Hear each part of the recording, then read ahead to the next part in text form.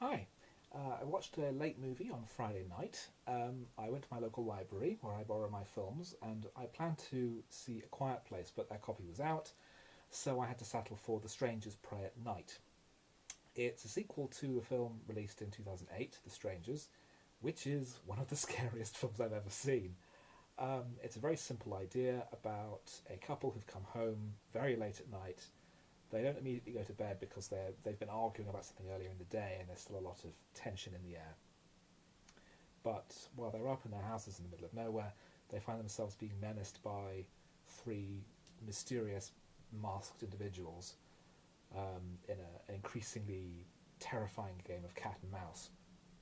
And it's a very simple idea, brilliantly executed, written and directed by Brian Bertino, and I had to sleep with the lights on when I first saw it. A grown man. It's that frightening because it's so simple and it really hits home as something that could happen to you. The new film picks up 10 years later. The three masked figures are, as again, played by different actors, because they wear masks, so it doesn't matter. And this time it's about a family visiting relatives at a trailer park as part of a road trip. And again, it turns out that they are being chased and there's cat and mouse and all kinds of ominousness and set pieces and such. But it doesn't work the way the first one does.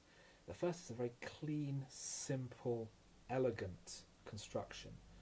Pray at Night has a different director, Johannes Roberts, and it's much more stylized.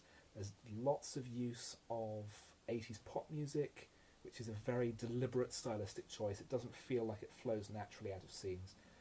And over the course of the film, the killers become more and more like movie monsters rather than almost spectral figures. They turn into sort of unkillable movie monsters, and it stretches credulity too far. The parents of the family are played by Martin Henderson and Christina Hendricks, and they're not in the film very much, and it made me wonder what actors of that calibre are doing in this movie. Presumably money, which is an entirely decent reason to do a film like this, because it's not like it's particularly sleazy or anything. But I just thought it was odd. Why is Christina Hendricks in this movie in a really small role? There are some scenes that I liked. There are some scenes filmed more in sort of long shot, which worked very well. I thought felt much more sort of grounded and realistic and believable as something that could truly happen. But when it becomes more like a rote horror movie, it loses the punch, the realism that really undermined my confidence when I first saw it. It did get to me enough that I slept with a baseball bat by my bed, just in case. And I was also woken up late at night when something smashed itself against my back door, which I think was a fox. But that also made me almost... we won't go into that. But it's disappointing. It could have been a lot better. But yes, not great.